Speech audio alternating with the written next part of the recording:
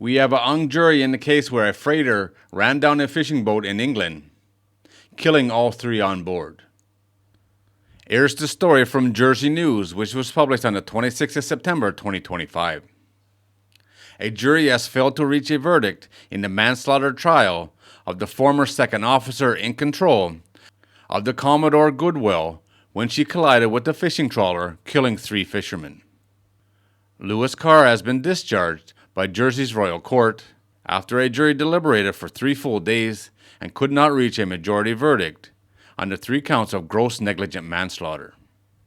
But the 30-year-old has been found guilty of a lesser offense under Jersey's shipping law of conduct endangering individuals, ships, or structures. That offense comes with a maximum prison sentence of 2 years. The lookout on the ship on the morning of the fatal collision at sea was cleared of all manslaughter charges against him. The verdicts came after 19 hours and 18 minutes of deliberation and more than 16 days of evidence. The 3 fishermen drowned when their trawler sank on impact with the ship on the 8th of December 2022.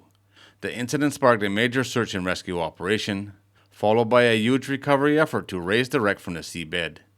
The captain's body was not found until the following April. Visibility was good when the Goodwill, which was carrying 24 crew and 4 passengers, and the EQM-2 collided at 5:25 a.m. The fishermen were heading out to fish for skate. The Goodwill was running 35 minutes late from Guernsey to Jersey and was traveling at full speed to make up time. Lewis Carr was navigating the ship as the captain was on mandatory rest break. Prosecutors told the trial the crash was due to a catalog of failings by the former second officer and the lookout, and that they did not keep a proper watch whilst on the Goodwill's bridge, resulting in the failing to monitor the fishing boat's position. He also told the jury that they did not follow their contracted duties. This included leaving the bridge manned by 1 person when 1 man went for a 10-minute breakfast break after his shift started, by signing paperwork ahead of schedule, and by neglecting to think aloud and communicate potential dangers or decisions with each other, such as the fishing boat's proximity to the ship. The court also urged that the fishing trawler showed up on the ship's radar 10 minutes before the collision. However, the sound alert for the warnings had been turned off. Giving testimony, Lewis Carr said he had never heard the audio warning in the 2 years that he had worked on the Goodwill. Central to the case was whether the fishing boat was displaying her fishing lights, which would have compelled the Goodwill, under maritime rules, to give right-of-way to her. Prosecutors claimed the captain always had them on, even if the fishing gear was not deployed, so that his boat would be more visible to the big ships. Defense lawyers said the lights may have been broken, and the fishermen unaware they were not working, which would have created confusion over which vessel should change course.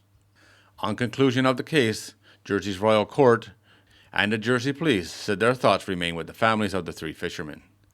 Senior investigation officer said, "We have 3 people who lost their lives in this collision. We should never forget them." This is one of the most complex investigations the States of Jersey Police has ever undertaken. While today's verdict will not undo the events of that morning, we hope the conclusion of the trial provides some measure of closure for the families and allows our community to move forward.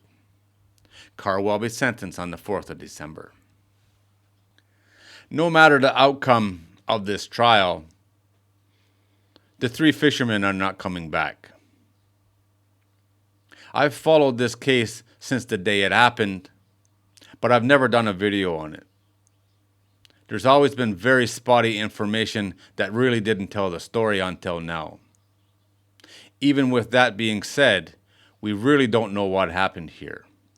We don't know who was at fault.